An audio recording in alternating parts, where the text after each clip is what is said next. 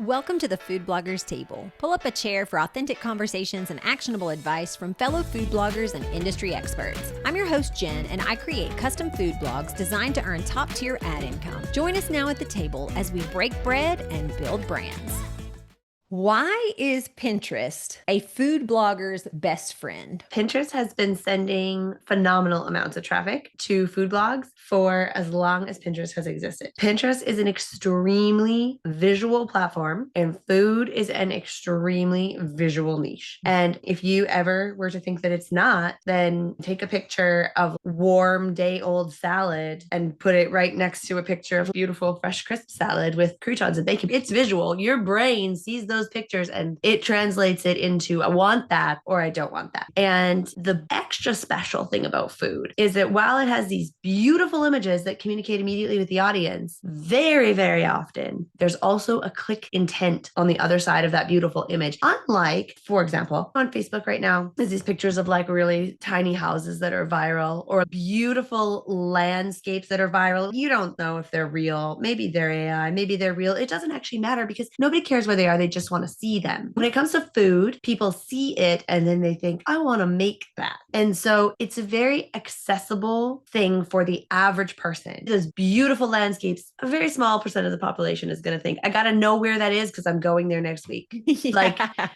Food is accessible. And so for this reason, Pinterest has been driving millions and millions and millions of pages to food blogs for years and years and years. We eat with our eyes. In a virtual world, we certainly can't smell the smell. We can't touch it. We can't actually physically taste it. But you give me a mouth-watering image and your girl's going to click through because I got to know like what's in it, especially if it has a super clickable title. Now, not clickbaity title, but if it has something interesting like 48 grams of protein in its cake, okay, sign me up. Like, tell me more about this. So how can people utilize their titles and things to really get that click? Yeah, well, I mean, exactly what you said. You got two recipes side by side. One is chocolate chip cookie recipe. One is Grandma's Secret chocolate chip cookie recipe. Right. You add a little bit of interest into the title or a little bit of information. So interest or information. You use the example of protein. Your title can be protein. Your title can be about the food. So, protein, gluten-free, low fat, all these are very, very appealing words, but it can also be about the convenience, last minute, make ahead, to freeze,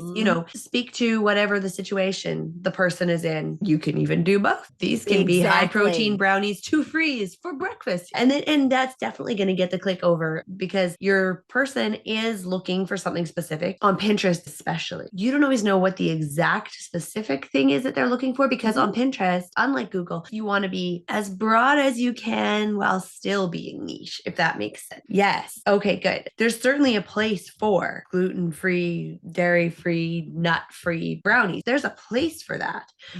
But the target now is smaller than if it's just gluten-free.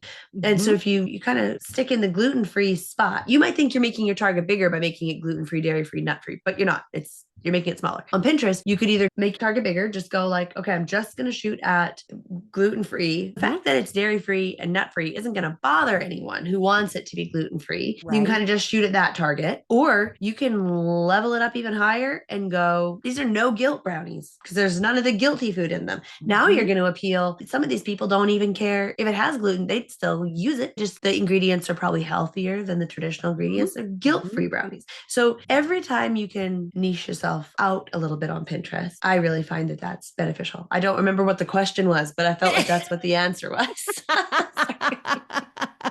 It was good. Whatever the question was, I don't know, but the answer was on point. Okay, so that's really the important part. No, but I think we were just mostly talking about utilizing our titles to get that click through. Because again, like you said at the very beginning, Pinterest is a visual space. So people are coming there to look at pretty stuff. But to get the click through, they have to have that intent to click through. And I laugh because my mom doesn't use social media of any kind. And we know Pinterest is not social media, even though it's kind of lumped lumped into the social media realm. But my mom is the Pinterest queen when it comes to recipes. She loves to cook. And so she is an ideal client of everyone, like the ideal reader. She wants to see beautiful cakes. She also wants healthy recipes. She just likes it all. So for her, she wants to see these beautiful images, right? The end result. She wants to see it there. But then if you say healthy, blah, blah, blah, blah, blah on top of that cake, you're going to get her click through every single time because she wants to know what it is that's making this cake healthy, right? Like maybe you're using applesauce instead of eggs or whatever it may be. She's going to click through. Now, I know there are people that actually put the recipe on their pin, and that doesn't seem like that would be the best option to get a click through because people are going to get the information they want right in Pinterest and never feel the need to go over there. And so you're going to lose out on all that potential traffic. What would you have to say about that? Pinterest does like pins where people save them a lot. I don't think Pinterest actually minds when people click off them. I mean, obviously, yes, the longer people are on Pinterest, the better. But it's those saves. That signal really adds up and it can overshadow the signals from the pins that aren't getting all the saves. They're just getting the clicks. And so I think that's why people do that. I actually have a food blog. We don't put out a lot of pins with the recipe on the pin because our focus is always click through. If I get half the impressions on Pinterest that somebody else is getting, but 1.5 times the click throughs, that's fine by me. Better. Yeah. So we are always optimizing for clicks. And so we've experimented with the recipe on the pins, not the whole recipe, not the whole instructions, but the ingredient list. We've experimented with those before, but we actually don't really do them anymore. So there wasn't anything special about them that made us continue to do them. I do think that you'll see a lot of food bloggers who also, the kind of the flip side of that conversation, the ingredients on the pin is almost too much information. You'll see a lot of success for impressions and saves with images that don't have any text on them. But if you look at those stats, we'll find the click-through rate is consistently better for images that do have text on them. Even though Pinterest doesn't distribute them as far, even though they don't get as many saves, the click-throughs are still better. And for that reason, we also default to saving mostly images that we have added text to, because there's a line to walk between not enough information and too much information. Now, would you say that there's a specific number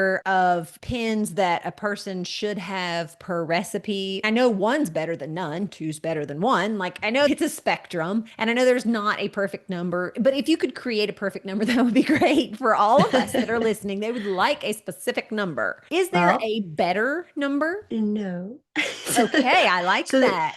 That's a very, very, very difficult question to answer. And it varies across niche. But since we're talking specifically about food, there are a number of considerations that we can discuss around how are we going to work out this perfect number. So if you have a home decor blog, and recently we redid our bedroom, and I was looking at bohemian bedroom designs, and I would go into one blog post of burnt orange bohemian bedroom designs. I could have looked at images for hours. I could have looked at 100 burnt orange bohemian bedroom designs. And that means if there was 100 burnt orange bohemian bedroom designs image in that blog post, that means that 100 pins for that blog post is not too many. But you don't usually have that with cake. Okay. You make a cake, you have the final finished product, you got a few in process images. Right. If you're really smart and planning ahead, you've taken 2 or 3 extra final shots. But your user's not there to look at 100 pictures of cake. And so you can't pin 100 pins for that blog post, at least not right away, without being irrelevant, repetitive. Right. And so one of the things that we know Pinterest wants, or 2 of the things we know Pinterest wants to avoid is irrelevance and repetition. So for cake, for one single recipe about cake, you are going to have less pins to put out for that URL than you are for 100 burnt orange bohemian bedroom designs. You just are. It's not there. It is the fact.